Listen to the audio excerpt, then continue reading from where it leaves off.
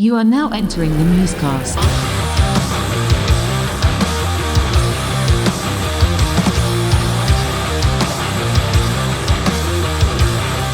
There it is. There's the hello, everybody. Welcome to the Muse Cast. We're on episode 96. We have Justin with us.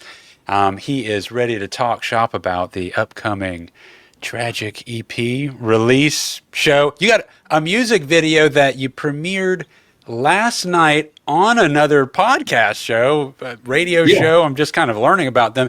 And you guys premiered the video on there. The body from the mind. How to refrain from these chemicals when they make you feel alive. How to maintain with a heart of stone. Are we living just to die? Are we living just to die? So let it rain down on me. I watched it. I went to go look it up, but I can't find it because you guys are you dropping it tonight? Officially, publicly, as a... So it's actually dropping on our YouTube channel tomorrow. Okay. Yeah, part of the deal was we'll debut it yesterday with the sound. I think it's 888.7. I can't remember their full name, but the sound. Josh is super familiar with it. They were great people to talk to.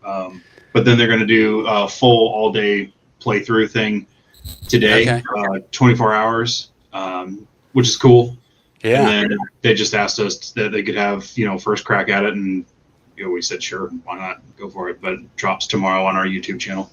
Cool, man. That's awesome. I heard they're going to do like a reaction video to we got the cracklies on you, buddy. I'm sorry. Oh, okay. It's back again. He has this little thing that comes on sometimes. But yeah, he was just asking about. I don't know about this. That's a good question. What, you doing a reaction video or what's going on? Yeah. They said they filmed a reaction video that they're going to drop this weekend too. So that'll be exciting. I've never had anybody do that for anything I've ever done. So yeah, I'm kind of excited. Part of me hopes that one of them hates it and one of them loves it, and just see what happens. Awesome. Have you ever done a music video before? Oh yeah. Yeah, you were in the other ones, right? So I actually, like, when I first joined the band, I think one of the first official things I did was we shot Deadweight. Okay. All right. Yeah. So, which, isn't that the one that's more silhouette-esque? Yeah. Another life in the back again.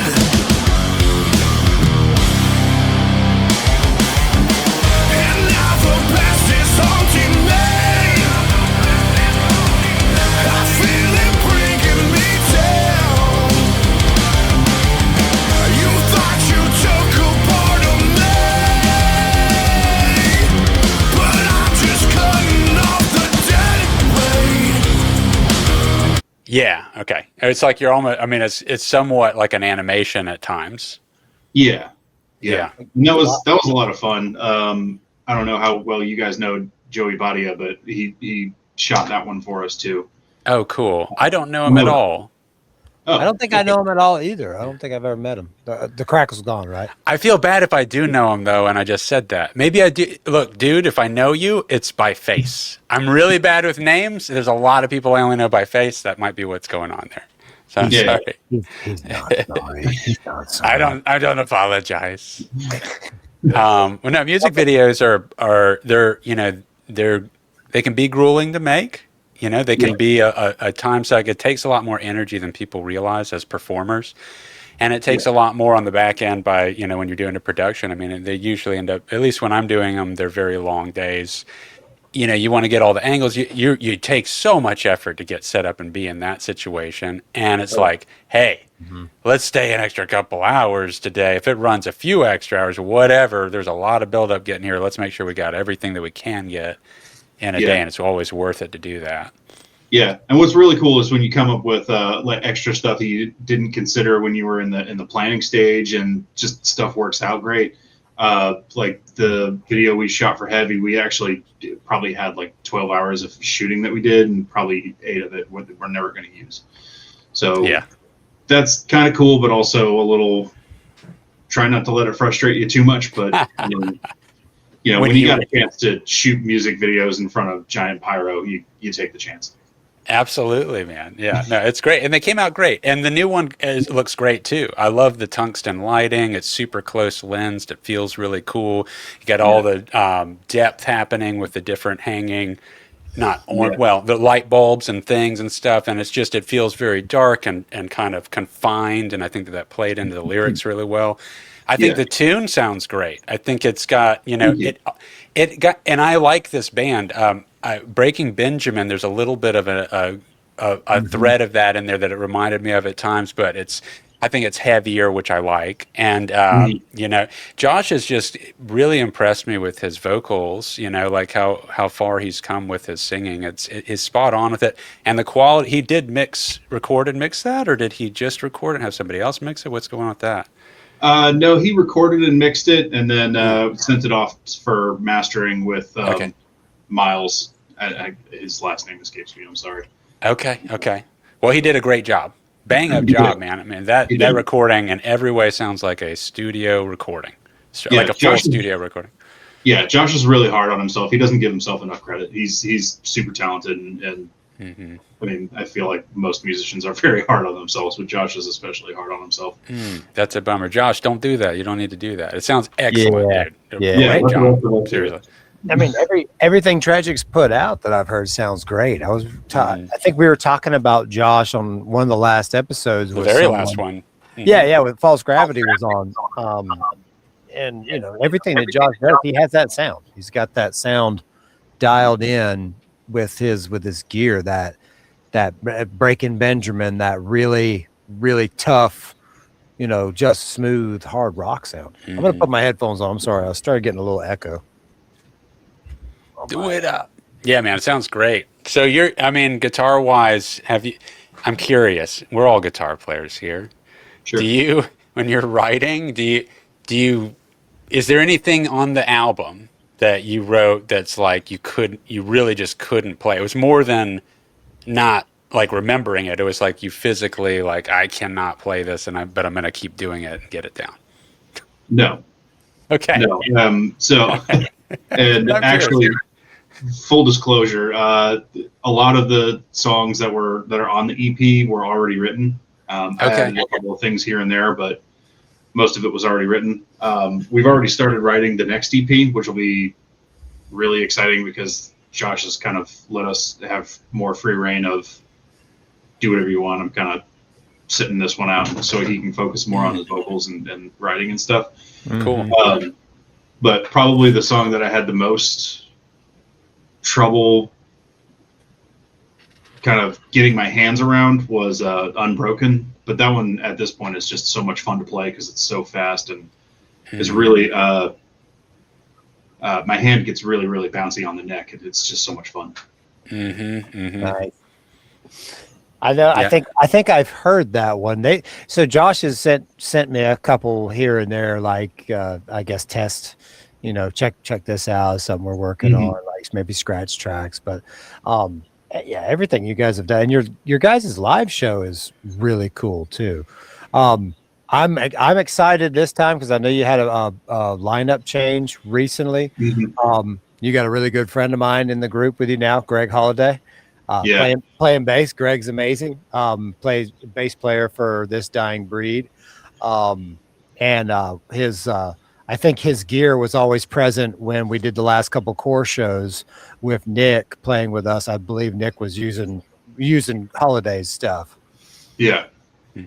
Greg's a great dude. He's a couple times that I've just hung out with him before and after practice has been great. He's such a solid dude. I have zero complaints about that guy. He's ready to party at a moment's notice, but also he's super talented and super skilled, and he's not satisfied with what's on the album right now.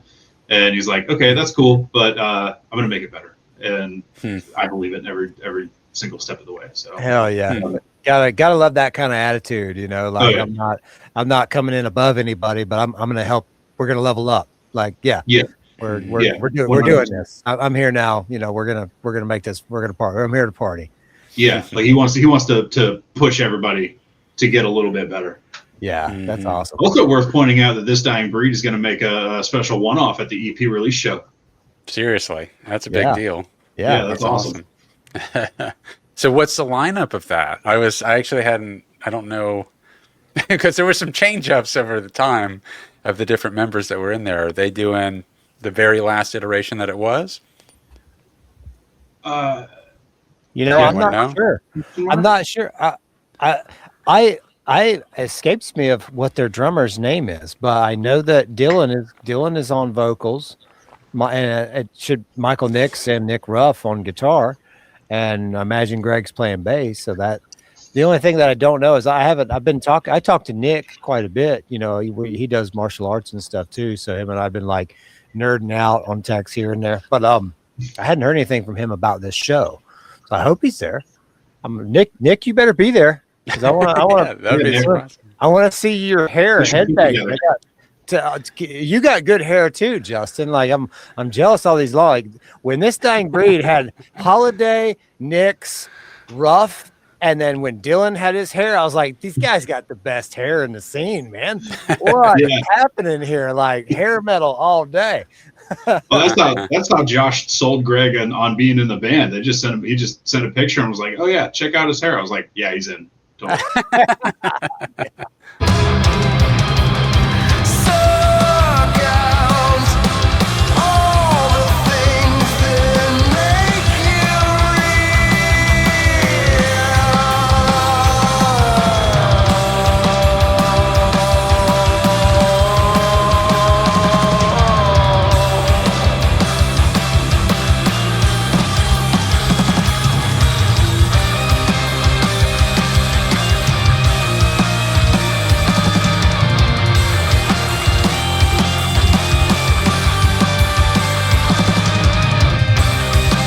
The good old days. I don't have it anymore. I just put up a picture of my two sons. One's 19 and one's 3, and it's of them. We were at the beach, and they refused. I offered hair ties. They just turned them down, but it's just their faces are covered with hair because the wind is just blowing away and stuff. But they've had long hair their whole life, you know? I mean, granted, Felix is only 3, but that's the only thing they know. And I couldn't get my son that's 19, dude, his hair is long. I mean, I keep trimming mine back up, but he has it long, and he would not wear a hair tie until he was about 16 years old.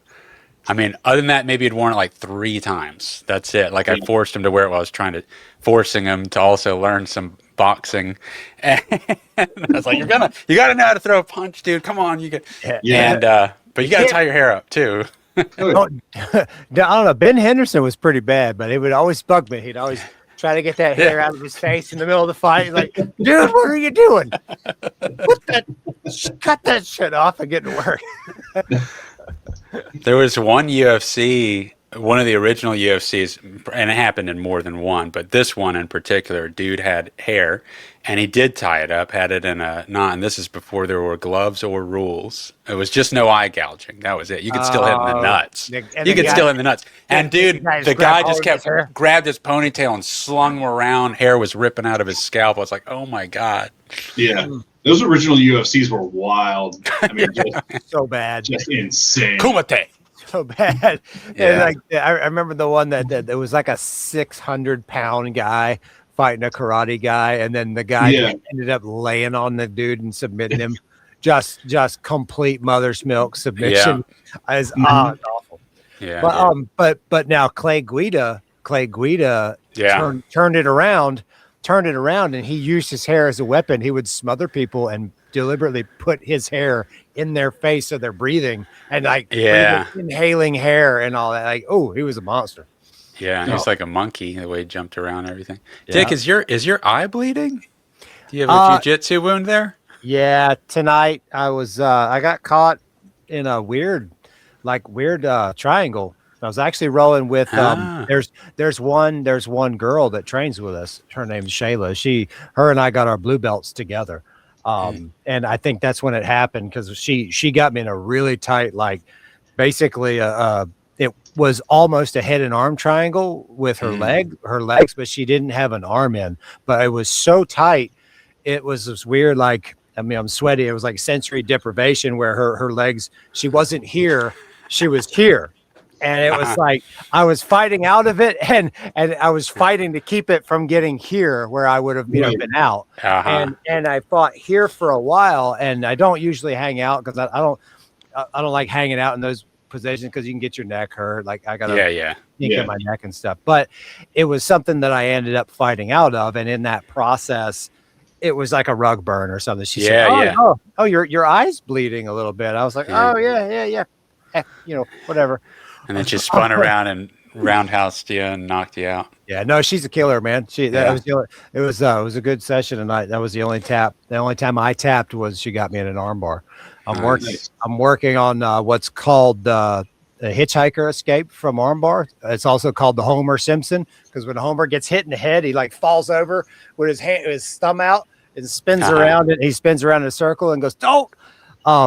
But the escape is like a bait where it's kind of dangerous. You let someone get you in the armbar, and then at the last minute, as they're about to extend your arm, you turn your thumb this way like a hitchhiker, and you roll. It's really fun because it's like an animal movement. You turn in and you roll left, and then you immediately roll right. And when you do it right, it's really graceful, and it's like a flowing sweep, and you wind up with them in your side control from you being on your back completely at a disadvantage about to get submitted. But she transitioned from that really, really tight like leg head crank into the armbar, and then I rolled the right way, but then I rolled the wrong way, and she got the tap, and it was really good. But it was fun.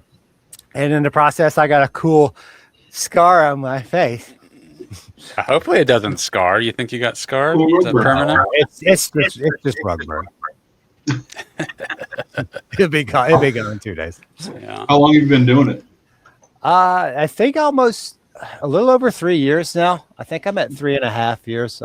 I'm going on over a little over a year and a half at blue belt, and I was at white belt 2 different times. I started 10 years ago and did it for like 8 months, and then ended up having to quit, and then came back when I turned 40. So I've been at it consistently for almost 2.5 years now. Okay, cool. That's awesome, man. Yeah. Isn't that amazing how time kind of just flows by? Yeah. Yeah. It escapes. I mean, I've been living in Central Florida now since 2021. So it's been 4 years. My kids are in high school looking at graduating. I was at a wrestling tournament this afternoon when we found out that Josh couldn't make it tonight, and we got Justin signed on. I was actually at my son's wrestling tournament, and I had a good conversation with his band instructor, Mr. DeBose. And we were talking about FAMU, and I didn't know this, but the band instructor at FAMU, at Florida A&M University, the band instructor there was previously the state of Florida band director of all bands, like the head educational music person in the state of Florida. Awesome. And they're also now the band director at FAMU. And so like, it's a big deal. Like that's where Kyron wants to be in the band at FAMU. That's what he wants to do. Yeah. Cause they have like notoriously the best marching band, like the hands down. And it's like, bro, I got you. I was talking to his music teacher. It's like, he's a junior now. So he's got 1 more year in high school. And we were kind of reminiscing because there's a video that I need to find. I've got on my hard drive. I need to dig through and get it tonight. But Mr. DeBose was like, were you at his first jazz MPA when he played guitar and he did the solo? And I said, yeah, the one where he used one of my dick pics. And then at the end of the performance, he got up and did like a distortion solo, like improv solo. And then he threw my pic in the audience. And one of the other kids got the pick, and so Mr. DeBose, my son's band director, gets a text message from another band director saying, "Hey, did you know your student threw this out, and my student had that?" And he was like all serious. And Mr. DeBose was like, "Oh yeah, did he? Oh really?" Rock and roll, baby. He's looking at me. I was like, "That's my boy." That's awesome. Yeah, it was the best. It was That's a really really cool cool. time. No, Yeah, man. so I'm gonna play with you guys next week at the EP room. Yeah. And Are you doing an acoustic solo? What are you doing?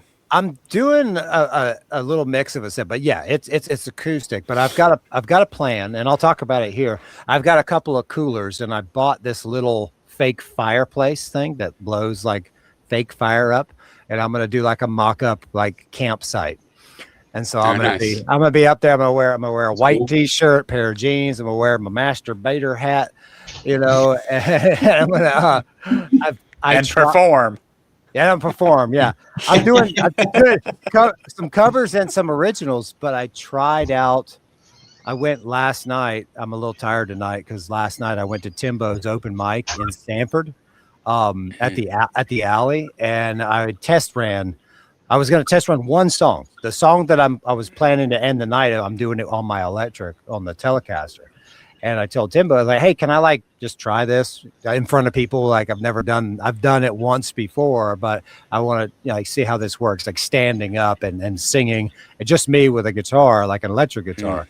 Because I'm not that good of a singer. I rely a lot on the resonance on the acoustic against my body to find the note. And with the electric is a little different for me, just because it's out of my comfort zone. So I did that last night, and it actually went over really well. And I ended up doing 3 songs in this way. Like, and I made my mind up last night. I was like, okay, this one song that I was going to do acoustic, I'm going to do it electric instead. It's another cover. I was like, okay, this is like working. I was like, this is cool. And then I got Timbo and his house bass player to come up, and we like improv'd for like 15 or 20 minutes, just fucking ripped some.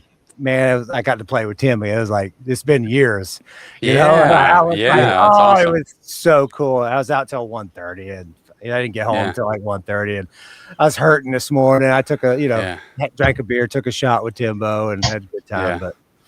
But no, I'm pumped. Like I'm really excited to open the show up for the guys in Tragic, and then it's me. It's then it's False Gravity. Then I think it's This Dying Breed, and then direct support is Defy the Tyrant. Yep. And then you guys go on, and it's a really I don't have the set times in front of me, but I know it's not bad. Like for us old folks, you guys aren't going on at like 1 a.m. or nothing. You're going on like around 10:30, 11 o'clock, I think. Yeah, I think right now it's scheduled to be like 10:30, somewhere around there. That was one of the goals that Josh wanted when we put it together, is that we weren't going to be. We would finish up so that we could actually have time to actually hang out with some of the bands and some of the people that were coming. So, it wasn't, 1:30, 2 o'clock, because I'm 43 too. Yeah. I'm usually in bed by like 10 o'clock. Well, a lot of people are bold, I mean, it's a struggle for them. It's almost like a favor for people to stay that late. It just is. It's hard, especially if they have a drive home, like a decent drive home. And I remember, back in my old days in my band, even we turned down some headlining slots just because we didn't want to have to go on at midnight. Or like we'll have more people there if we take third slot and go on at 11. Yeah. And we always felt like, that was the right decision. Yeah. It was one of the hardest lessons growing in as a local band is, we got the headline slot. Hell yeah. You're going on at like 12:30 in front of 3 people, bud. Right. Everybody's gone. It's not always the best. It's not always the best. We used to call that the shit liner. That's an old trick. Jason Cupp got me with that a couple of times. That, man, we want you guys to go on after us. I'm like, what do you mean? Wow. Yeah, go on after us. No, man, you know what? I want to play, and then I want to chill after we get done playing, chill and have a beer, and I want to listen to you guys. Oh, yeah. Like, I know what you're doing, man. No. Yeah, yeah. But I do. I respect that. We used to put our foot down when I was in Fighting Giants. We had a couple of shows we did, bigger shows that were our EP release was one of them, and we really were adamant. Like, this is our show. Like, we're the headliner. We're gonna play last. We're not gonna ask someone to go on after us. Like, Sure. We're Cinderella. This is our ball. You know what I mean? Like, it's and that's what next Friday. It's your guys' night, and everybody. Yeah. My job as a performer is to go on first and just prep them for you guys. It's like I'm the hype man for y'all, and this is your guys' night to shine. Right. And that means I don't run over my set time, because it's not going to push you guys later. Like, we're going to be in and out. And I think everybody that's on that bill, we're all such good friends that there's not going to be any nonsense like that. It's going to be a great time. Yeah. Yeah. And that's, I think, what makes this show just that much cooler is that everybody is, like you said, everybody is friends. And it's really going to be more of just a bunch of guys hanging out, putting on a show for a bunch of people. And it's just going to be a good time. Everybody's going to get their chance to shine. Everybody's going to get their chance to, support each other. And it's just going to be just one great big night of awesome partying. And, maybe we can try and keep Greg from having too many black tooth grins in the parking lot and getting Shane mad at him. But I doubt that. Shane's too nice. Shane will get mad at him and knock him in the head one time. Of course. But no matter how much heat I make, can't burn it down. Burn it down. Burn it down. Burn it. Bury your head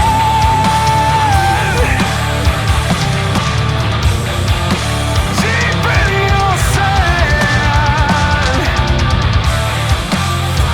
Your emotions turn red.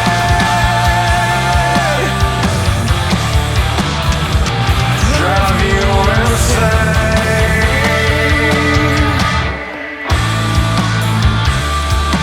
Twisting and tearing the threads, entangled the fright. Are you guys on Spotify? Yeah. You are on Spotify.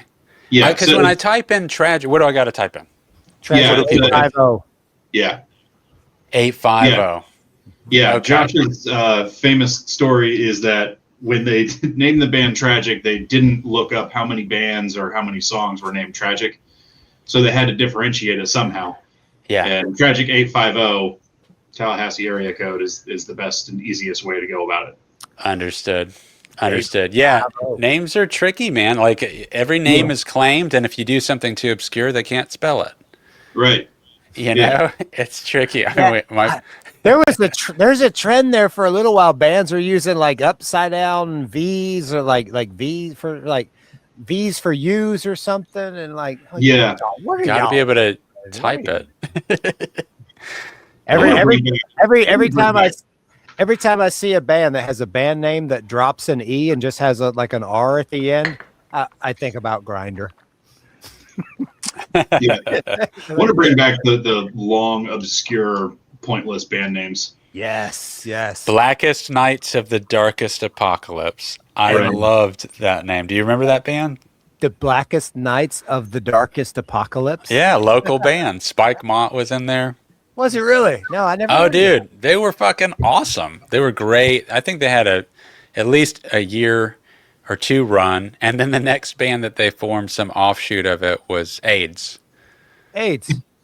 Nice. Just called AIDS. I like that. I was like, you guys have the best band names. I love it. But AIDS would be very hard to find. I mean, how do you that was, now, I mean, you do look up everything by, looking it up online, and you got to contend with everything that's going to pop up on that search result. I think it used to be potentially easier to claim a name as a band, because the way that you'd find out about them anyway wasn't necessarily the internet. You would see a flyer, or a friend would tell you, or, So now you got to contend with the search and like being able to actually show up on something, and people, it's got to be legible enough to hear it. It's a balance. It's tricky. We went with Q the Muses. Unfortunately, even the Muse Cast, the name of this show. There's another one. Yeah. There's another one, and I was like, and it has nothing to do with music. It's I think it's just people. Actually, I don't know what the theme is exactly. I checked out a little bit. You guys don't worry about it. You're listening to the right Muse Cast. You're listening to the right Muse Cast. You're listening to the only one you need to.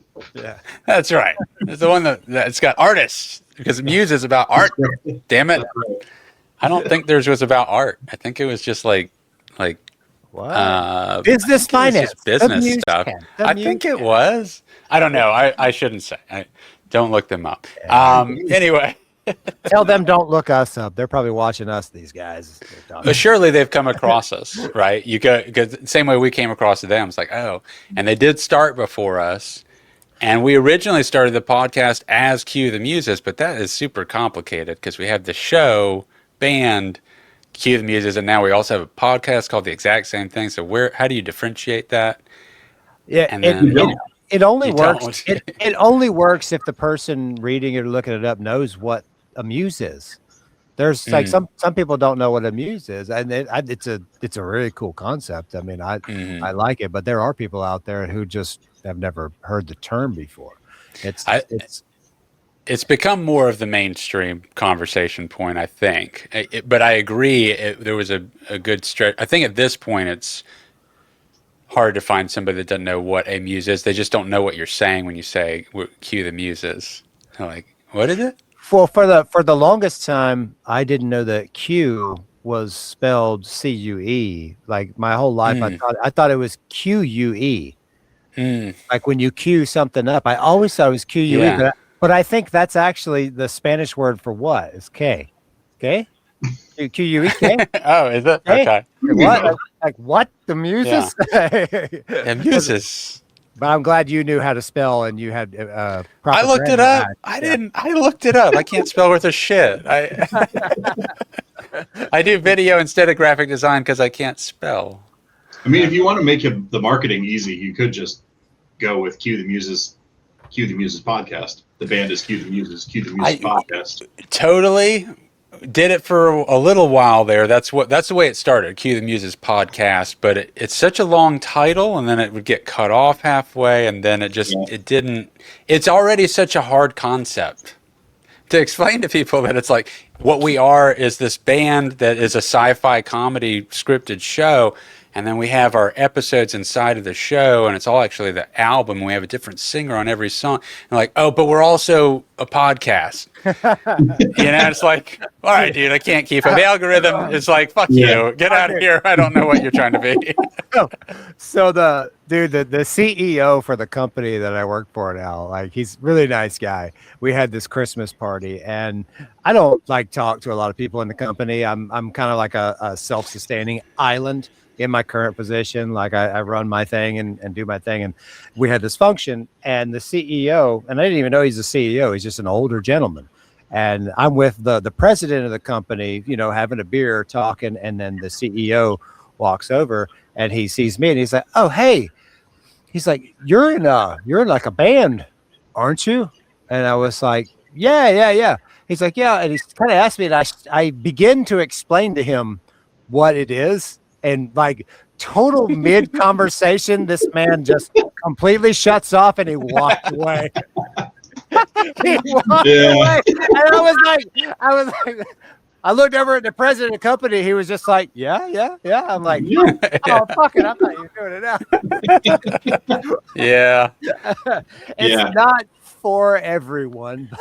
No, yeah. But the pitch, we got really good at the pitch. We did a couple of events, the Spookala events. That was like a horror convention, and people walking by, we had to set up with these TVs, and it was like, what are y'all selling? Because we're a vendor. So like everyone's selling something. We were like, well, we're not selling anything. We just want to tell you that we're doing this thing.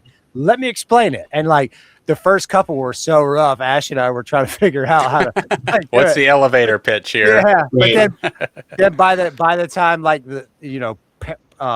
patron number 50 walked by, we were like, we had it down, like 30 second pitch, we had it, boom. Right.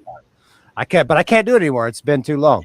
I do feel a little rusty, but it was a good learning experience in real time to figure out how complex it was to explain the concept and like see what was really working or not working, because it's still very different to like put something together digitally, whether it's a post that's text or it's a picture with graphic text or it's a video, and you can't see the person's face and how they're receiving it. But in person, just like you said, you could tell that dude checked out while you were trying to explain it, and it's like that's you learn in real time. Like, okay, this is too complex. I got to drill it down.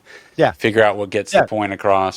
With like an interaction like that in hindsight, which is 2020, is like, okay, yeah, I'm in a band. We got like a TV show thing around it. Check it out. This is the site. And just leave it at that. Like, not, some people don't even listen to music, but which is wild to me.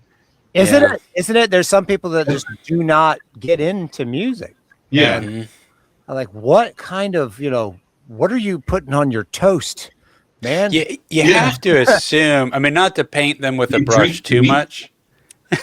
Like it does seem like if that's the case, there's a gear of this dimension that you just do not know about in life. Like that there's some cutoff point of how much you can perceive in the world if music doesn't do something for you. It's a shame. It's a real shame. Yeah, like what do you feel when you see like a beautiful sunset, man? Yeah, like how beautiful is it really to you? I have to question this. Do you hug your kids? Do you feel anything at all? Exactly. I mean, great point. Are you telling me you didn't cry when Spider-Man died in Captain Iron Man's arms? Right. Oh, dude. You're going to tell me that when Tobey Maguire walked through that portal and met the other two Spider-Men in No Way Home, you didn't tear up a little bit? That's just a little? No. What you're trying to tell me is you find a $12 footprint gas pedal for 1968 Dodge Charger in the Auto Trader magazine. You're not gonna just jump out of your heart. You're soulless. You're soulless. You don't know how to enjoy life. I cried at the theater recently. I did. I'm gonna admit it. You did. I did. And it's gonna make it sound even sillier. Tell us about it. I don't know if you've seen it. But dude, I liked it. People can like it or not like it. I fucking dig it. I like the new Avatar movie, which is done extremely well. I like the whole Avatar series. And it fucking got me a couple of times. I was like, oh, you motherfucker. Yeah, it got me with the little tear jerker. I haven't seen one. I haven't seen anything after the first one. Oh. And it's been shit. That's been a decade more. Dude, 15 years ago. I've never seen the first one. Oh my god! It's the one with the big blue monkey people. Yeah, dragons they got tails and stuff. Yeah. But they also got dragons and crazy tech and robot shit and mech outfits and all kinds of like crazy wild creatures. Here's the thing about it, and I just can't stress this enough. James Cameron is a director. He's one of my favorite directors. Like he's in my top 5. And when he made this whole thing, the whole original Avatar, the entire effort of it was his return after 10 or 15 years of not making any films. And he went and became a deep sea diver. Wasn't his first film after Titanic? Because he became the diver. I think so. He did the diving and research for the movie. He went down, and then he did. Then he got hooked. And it was like, then he stopped. He went off for like 10 years, and he helped invest all this money into developing tech to go deeper and deeper into the water and discover more and more stuff. So he's been to the bottoms of the oceans and stuff, and that's a pretty unique experience and kind of life change to be like an Academy Award winning director and go do that. So he comes back, and then he makes this Avatar film, which is obviously very it's like pro Earth, right? Like just balance life, connecting to things, even though it's not on this planet. And so there's that aspect that's beautiful about it. But he came back and he wanted to innovate, just like he'd been innovating with all the tech that was happening with that stuff. So he wanted to make something that was a different multimedia experience. So the whole concept was to go see it in a theater in 3D at a high frame rate, which Yeah. is a whole other conversation to itself. But in general, high frame rates look terrible, and they kind of have like a soap opera effect, and nobody likes that. But it works when it's full CGI. Well, when it's 3D, the way that he did it, because they filmed it in 3D, and so I didn't try it on the first one, and I was still blown away at the first one, seeing it in 3D on an IMAX screen. The second one comes out, and I'm in New York with my son Tristan 3 years ago. Was that the trip we were up there? Yes. Yeah. We stayed a little longer, and so we went and saw Avatar 2 in a theater there in New York. Very special. It just felt like a magical thing to go do. But we went for the high frame rate one, and I was like, he's fucking right. This is crazy. Me and Tristan kept looking at you like, this is nuts how this looks. And we had seen a lot of 3D movies. This was something else. What was it? 60 FPS? Yeah, it's 60 frames per second. And unfortunately, here, this new one wasn't offered in the high frame rate, because I would have liked to see it that way again too. But it was still something that it's like you're really missing a step if you don't catch it in the IMAX screen in 3D on, like, it is supposed to be something that's a little bit different than just a movie. And it's almost like a ride. You know, it's a different thing. And so if you only see it on TV later, I still think these are great films. I really do. Sure. But there is definitely a notch that you kind of miss that was supposed to be there, experiencing that way. So we made the effort to go see it in IMAX while it's still there. Yes, cool. You're selling me more on it, because I've actually been kind of anti-Avatar lately, just because. And this is only because, like, I've been kind of in like a grounded in reality mode in the last couple months, and like I've watched a couple of films that I really like, but like more just like realism, and I haven't had an urge to go watch a movie about mystical make-believe like characters. Like, I don't think there's even any humans in it anymore, right? The first one had humans. No, they all have humans. Okay. Okay. But more and more, it's like living with those CGI characters. However, the way that they do it is just completely beyond anybody's other efforts. I mean, he really has innovated the way to do it to the maximum with their motion capture process, to the point where, like, they literally filmed all this stuff. Like, the second one's called Way of Water, and there's still a lot of that in this one. They film all that underwater for real. Even though it's 3D and it's CGI, all the real actors are underwater. Kate Winslet got to a point where she could hold her breath for 7.5 minutes on set during the second filming of the Avatar. But the result is like nothing. It doesn't feel. It's like a different thing. It just looks so. You lose track of the animated aspect of it, and you can tell who the actors are through the faces. And it's beyond what they did in Avengers. It's just because Avengers is still fake bodies and fake this and that.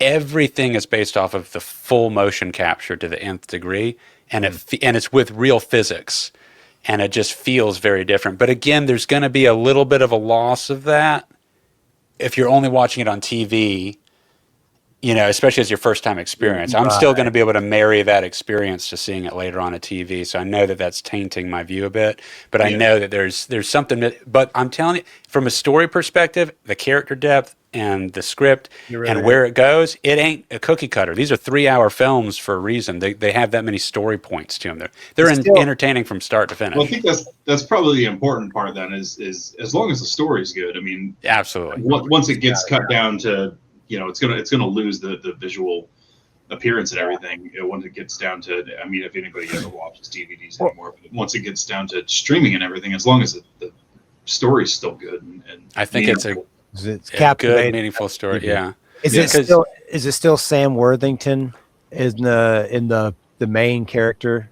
Is that his real name? Is that the actor's name from the first one? It's the same actors. Yeah, same guy. He was in the wheelchair in the first one. Yeah, he's excellent. He's still in it. Great They've added more people in it, and it's James Cameron's I just actually got to listen to an in-depth interview with him, and I won't go off on any more tangents other than just saying it's listening to a person that has a lot of wisdom and experiences. You know, that dude has done a lot of shit. You know, and it's very cool. Just don't ask Ed Harris about it. Ed Harris? Oh, he hates James Cameron or something? Well, Ed Harris was the lead in The Abyss, James Cameron's. Yes, which was awesome. It was awesome. Ed Harris had an incident because they also filmed those actors really underwater as well. Yes. And this was back in like 1980, like mid 80s was The Abyss. And they had rescue divers down there, and they were filming Ed. Ed has a scene where his they fill his mask up with a liquid that he is able to breathe in. And there was an incident on set that Ed has like vowed to never talk about, and he'll never work with Cameron again. And it was like he almost died, kind of thing. Wow. Something about the diver who had the auxiliary air didn't get to him fast enough, or when he got there and put it in his mouth, like the hose was. There's something that happened, and like Ed couldn't get air, and he had like all of the actors were that was like one of the most rough, like awful filming experiences of all time history. Now, this is a director who's like maybe in the earlier days who's got a vision, and this was maybe the beta version for what ended up being later in line that he perfected. But man, I just saw horror stories about that. Interesting. Yeah. It's like kind of actually sounds like baby steps compared to like some of the stories from Stanley Kubrick, especially The Shining. And I can't remember her name, but the woman that was in that, he treated her like absolute crap. Like she was literally losing her. Duvall. Was it? I feel like it was like Nancy or something like that. Something. I think her last name is Nancy Duvall. Yeah. It's Nancy Duvall, forever.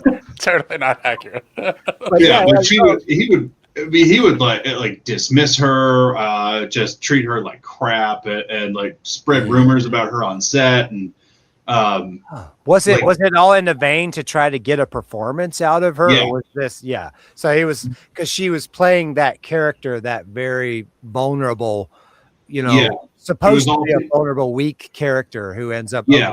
It was all to get her more stressed and portray that stress on screen. Man. It's like all the reverse method acting. It's method directing. I'm gonna torture this person to get what I want out of him. Oh, yeah. Man, Daniel Day-Lewis is that's a method actor for you. Yeah. I've got Gangs of New York like in my watch list. I'm getting ready to do another. I haven't seen it since it was in the theaters. That's such a good movie. Yeah, it's such a good movie. Yeah, Daniel Day-Lewis rocks the boat. I actually just watched this actors roundtable, and it had like a bunch of great actors in it, and even The Rock was one of them. I didn't realize that The Rock was like the 5th most highest paid actor of all time in totality. Yeah, his movies have produced more money than like any other. He's the highest paid actor in Hollywood right now. He has been for a few years. The Rock. Jumanji? Even his bad ones made money. Yeah, Fast and Furious and all that. Standing Tall or Walking Tall or crazy. What is like the best movie The Rock has done? Like, what's like the main one? What's movie number one for The Rock? I really want to see. Well, there's one that's out that I really want to see called The Smashing Machine. And it's a real performance by him. Really? What did you say, dude? What was it? It was a A24 movie. It was produced by A24. They always do some cool. Yeah. I think it was Mark Kerr. Going back to early UFC, he was in the early days of UFC.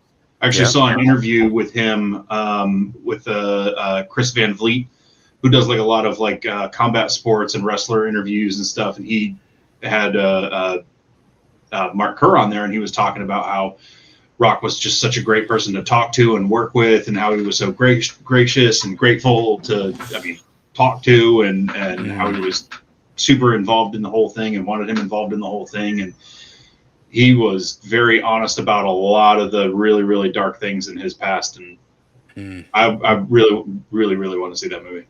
I really do too.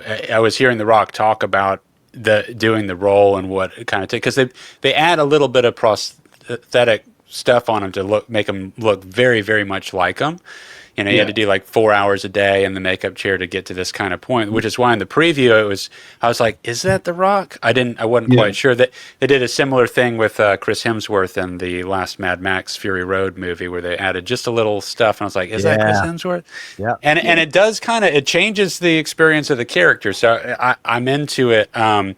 But one of the things that The Rock was talking about is like they got asked this question, you know, just like if you could work with any actor, all these actors, right, like that are lined up, and who would it be? And there's Adam Sandler's even in there because he's done some really dramatic, awesome roles in the past few years, you know, that have done really well. You got Michael B. Jordan, you've got recognizable people and three of them right in a row are just like Daniel Day-Lewis. You know, they just brought him up out of thin air, and it's just like that dude is such a good actor, man, and it's a different thing. And it's another weird cat who gave up acting. You know, I was talking about Cameron giving up and going in the deep sea.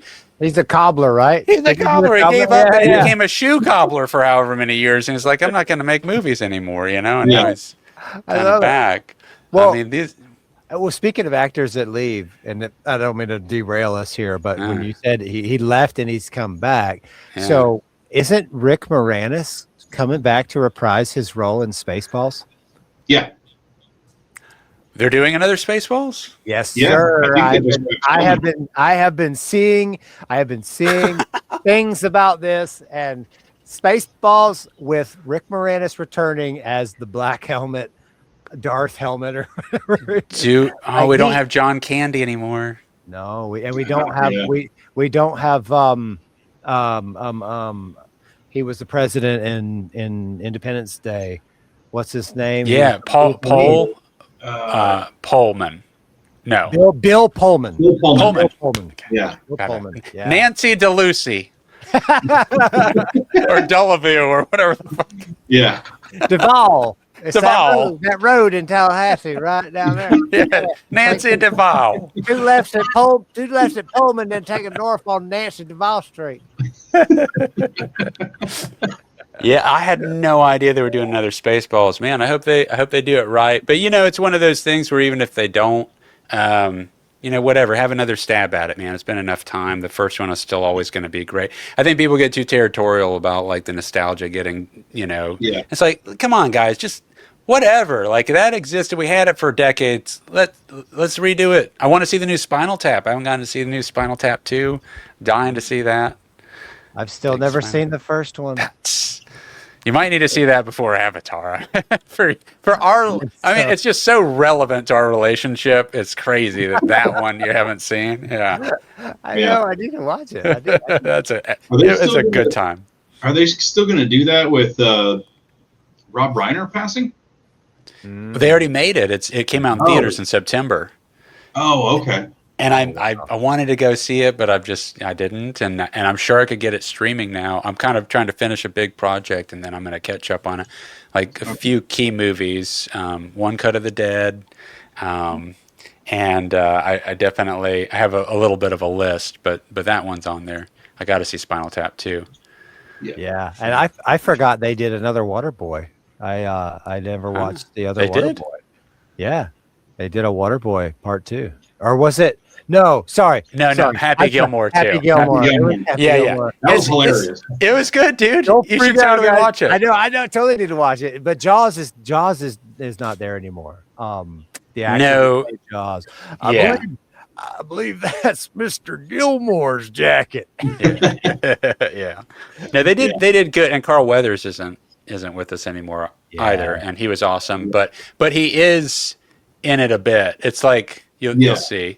They did it good, man. They did it good. I laughed out loud quite a bit. I watched it by myself. I think it would have been a fun one to watch with other people that were fans of Happy Gilmore, you know? Like I didn't get that experience. Just the camaraderie of like such a childhood gem of a movie.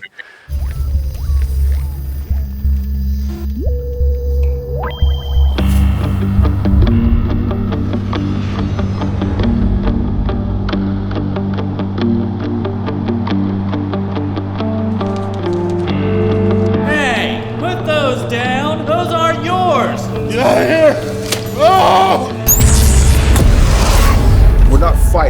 bring back only humanity's creative forces, but the Muses as well. One song will not suffice, gentlemen. We need 4, a full rock EP.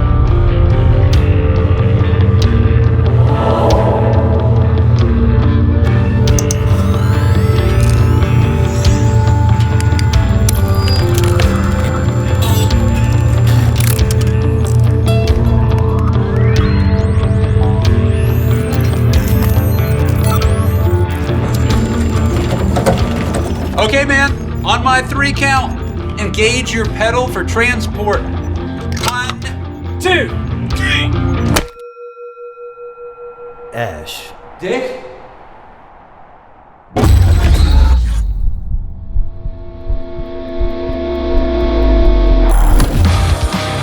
Oh, my soul is an element.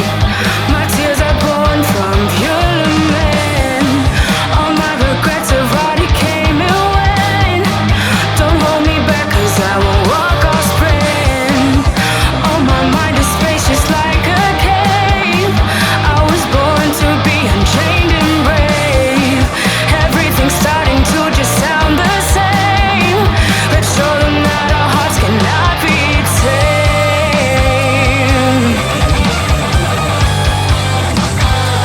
Our hearts cannot be tamed. Why?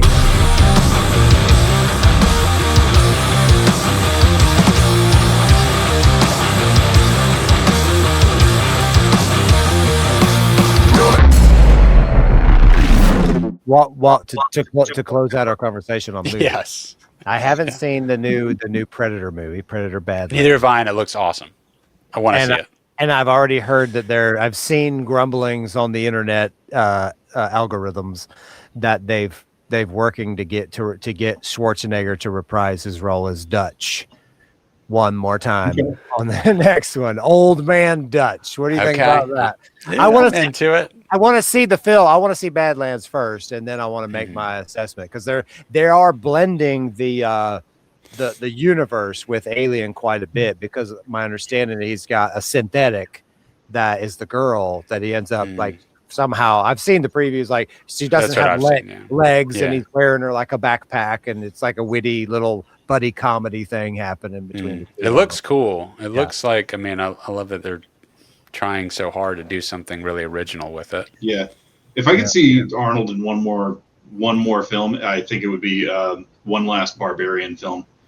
Kind of make it like a Beowulf thing.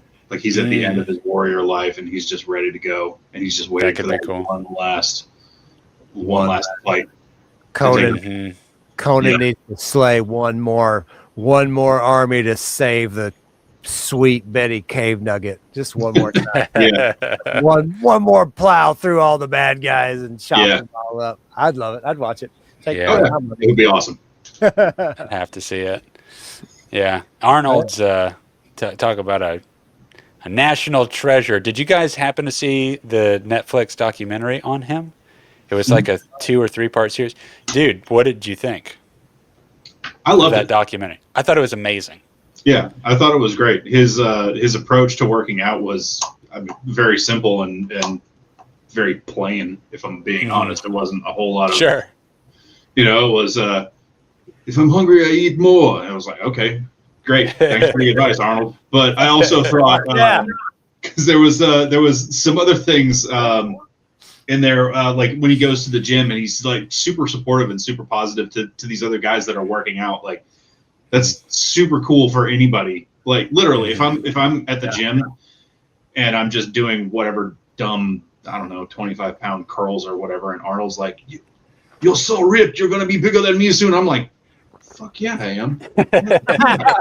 Maybe I'll do a couple more. Thanks, Arnold. You hear that? You hear that? That fucking guy said I'm gonna be a monster. Hell yeah. Yeah. But that's a little wider, That's one of the clear. I haven't seen it, but that's one of the clear indicators of a person who's going to be successful. Like your outlook. If you have a positive outlook on your surroundings and the world that you're participating in, you're going to be a mecca of that world. You're going to be a beacon that's going to attract other people to do what you're doing with you or support you in what you're doing. More so, I feel like. Well, he has an undeniable charisma, and he's very funny. He's very funny, but he definitely played some serious head games with the competitors in the bodybuilding world. That's hilarious. Oh yeah, Like, hilarious. Yeah, dude, he would fuck with them so bad. Yeah, it's great. If you ever seen Pumping Iron, you get to see him messing with Lou Ferrigno a bunch, and he's just like talking to Lou Ferrigno, and Lou Ferrigno's dad, and it's like, I don't know why you're letting him into the competition like this, because he's clearly not winning this year, but it's fun. We have fun, right? You know, and he's like talking to his dad in front of Lou Ferrigno, in front of him, and it just fucked his head up. I mean, he's very clever. His rivalry with Sylvester Stallone was awesome. He's like, he makes 15 million, I make 20, and then he made 25, so I made 35. It was just, dude, it's great. He just accomplished so much and handled so many crazy situations, and came over here with a gym bag, dude. Yeah, and changed. Like, he's a part of my upbringing. Period. Full stop. You know how much he influenced my dad to become a bodybuilder, which affected everything I grew up around. Just that right there, let alone my own relationship with watching his movies and Conan. I mean, look at this. I've still got hair because of Conan. I mean, my dad had long hair. That's probably because of Conan. You know, I mean, I grew up around this shit so much. I'm going to get you the crown thing to wear with your hair. You know, it's got the little... I'll wear that in the next music video. Yeah. Wear it here. Just when we do our funny hat thing. Oh, yeah. We got an episode. We got to do funny hats. That's great. Well, so all right, let's close out with talking a little bit more about upcoming stuff with track. You got the show, the EP's coming. Wait, the music video is coming out. You said tomorrow, but are we talking about midnight tonight? Even though this isn't live. Josh put a post online, said midnight tonight, like Friday, which would be tomorrow technically. Yeah. So if that's what Josh said, that's what it is. So we're 2 hours away, but this will come out after. Yeah. So by the time this comes out, it's out. It's out. And I'll put a link to it, obviously, in this show. And I'll also insert a clip of it, just a little clip of it so people can get a taste of what it is. And then the actual show is happening. You tell people where, what time, all that jazz. So that's January 17th, I think it is. Yeah. 16th, Saturday. You're right. 17th. I'm sorry. Earlier in the podcast, I said Friday. It's Saturday. I did. I remember. I misspoke earlier. Yeah. Saturday, January 17th and I always mess up the name for whatever reason. Legacy at the Riverfront. Legacy at the Riverfront. I always call it like Legacy on the waterfront or whatever, but Legacy at the Riverfront. Come on down to Shane's place out 90, out down on the west side of town. Just keep heading down 90 until you get to the bridge. You went too far. Yeah. Burn that in your memory. Across the bridge. It's going to be a good time. It's going to be a great time. It's a great lineup. Hell yeah. It's a great lineup. Like all of my favorite heavier Tallahassee bands are on the bill. I mean, I'm going to be happier than a pig and shit at the show for sure. Are you guys doing physical albums that'll be on sale there? Isn't that a weird question? That's even a question nowadays, but it is one now. Right? It was a discussion that we had today, actually. Yeah. I don't think we're going to have them at the show. I think we're getting them, but we're not going to have them by the showtime. Yeah. That's such a tough decision to make of whether to do or to not do that. There's a really fun text thread with all the folks in the bands, a coordination text on Messenger, and that did come up just today. Josh was kind of asking the group, and my response was my son likes CDs because he thinks they're really cool. He's a young musician. It's kind of like nostalgic to get the CD, and we have one car that has a CD player, but that's the only CD player. That's it. Like I don't have a CD player in any of my cars. So like I want to buy it, but it's almost like records are more like they seem like they'd be more apt to sell, even though they're more expensive. But the cost to manufacture a small number of records just does not make doesn't make financial sense. Yeah. Yeah. So my daughter, I actually got my daughter into vinyls because I'm into vinyls too. Mhm. She actually, I just got her a portable CD player. She asked for one. I was like, why do you? Oh, like a Discman, like a little I almost got her one. It's a more new age one that's like Bluetooth and rechargeable and all that. I wanted to almost got her one of the old Discmans just so she could know how portable is just actually just a piece of shit. But It's gonna skip, by the way. yeah, Can't move too fast all the time. Yeah, don't run with it. Yeah. Right, yeah.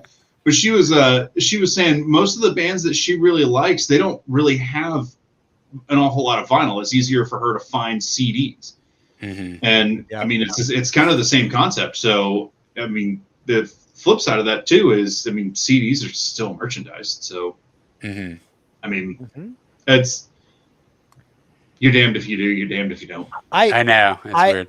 I think they will sell. I think that, you know, you're more likely if you got a cool CD with an album, certain people that are into that will definitely get it. And I think like people like me that get a little bit of nostalgic when they see a CD, it's like I will, and I've done this in the past, I'll say, I don't have a CD player. I really like this band and they've got a CD. I'm gonna get this CD. One, because I want to support the band, and two, because then I'm like, well, I'll find a place to listen to it. It'd be cool. Like I've got CDs. This is Josh's old band, Breaking the Machine. I bought this at their CD release party, and this you can't really tell, but this is still in the plastic package. I've never opened it. Like I keep this just because I think it's awesome. You know, it's one of my friends. This was one of the first albums that one of my friends, and now I'm out of focus, but this is one of the first albums one of my friends that in a pure band actually self-performed recording and released an album and put it out. So it's like it means something. Yeah, it does mean something. But the hard part is going to be how much do you get? You know, because you don't want to get too much and not sell. I mean, it's the same thing with all merch, really. Yeah, I know it's complicated. I think I personally think a small run to have it. It's a beautiful way for people to donate to the cause. You know, it's like it doesn't feel as weird as just putting money in a tip jar. It ups the ante of how much money's put in, and you get a collectible that can also be signed in person. I think it's just a way of almost like a vehicle in person at shows. To be able to donate to the band where it doesn't feel weird, this just makes sense.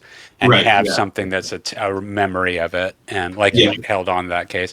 I think it's worth having some, but it's definitely not an era of doing like 1,000 CD run anymore. No. You guys are more than welcome to use my idea, but I've had this situational CD giveaway thing in my mind since the group I was in Dave's last night a couple years ago with my son and Jeff and Tim and John. But with that band, we did a demo and I said, okay, we're going to burn some CDRs and I'm going to write the Dave's last night demo tape. And they're not for sale and there's only 50 of them. And the only way you can get one is if you crowd surf your ass up onto the stage and take one from the band. Yeah. And then jump off. Like you want an album, they're not for sale. You can't buy it.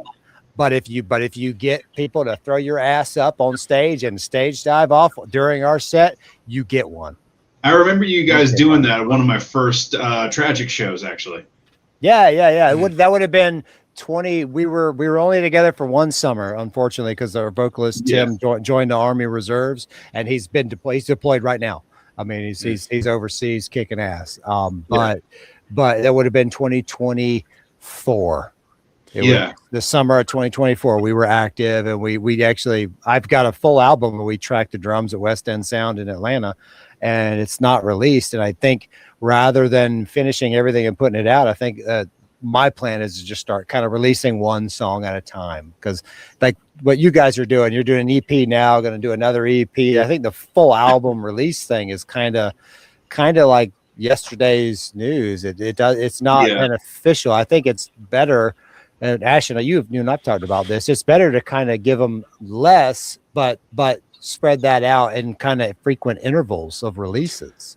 I think so. If you're a band that doesn't have a big following, right? I think it's very different if you have a fan base waiting and you put out a whole album and everyone eats it up right away. Yeah. But if you put out, if people don't know about you and you're trying to build up exposure, you'd want to potentially release them one at a time, just so you have something to consistently keep talking about that's new.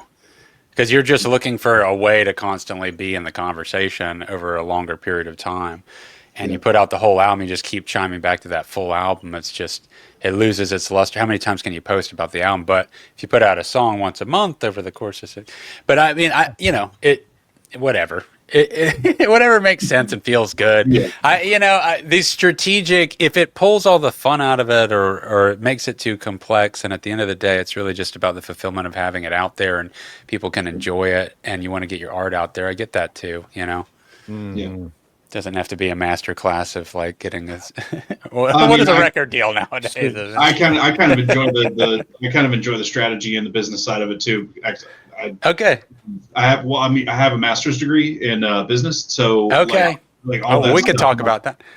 Like why didn't we open with that? I love talking about marketing and business. I thought this was like the functional data other Muse cast. So like, I'm sorry, I got my wires crossed. Yeah.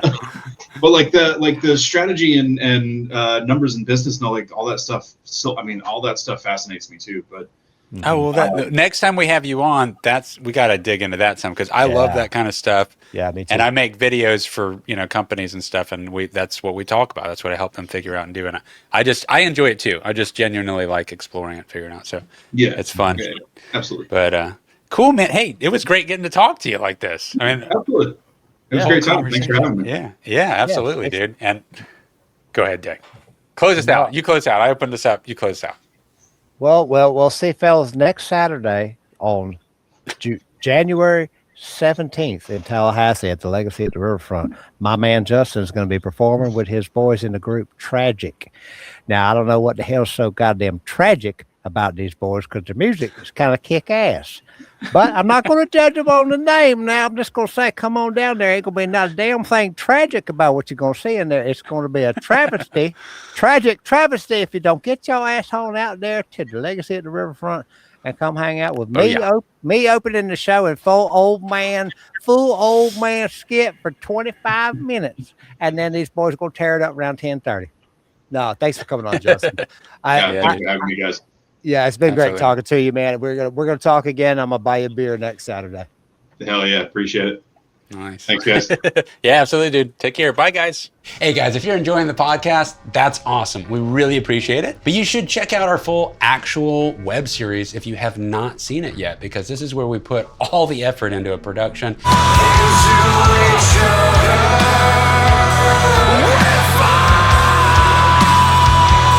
It's a sci-fi comedy, but we're a rock band, and so we put music videos inside of each episode. No views but your own easy escape. Don't pay no mind to what they say. They're in their own world anyway.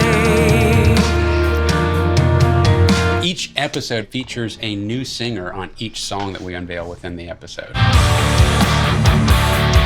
And will they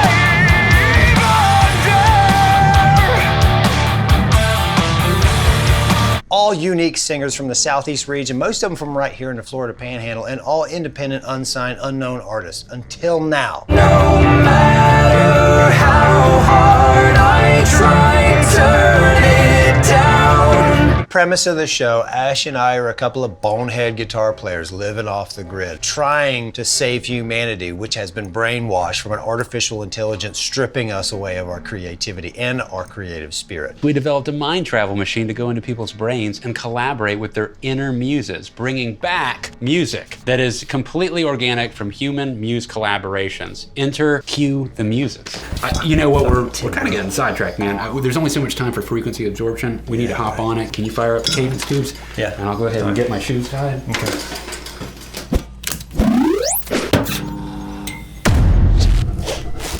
go ahead and hit that subscribe button and click the little bell. Tell YouTube that we matter, that you like us, and that you want to see more of us, because that's the only way that happens. Stay tuned.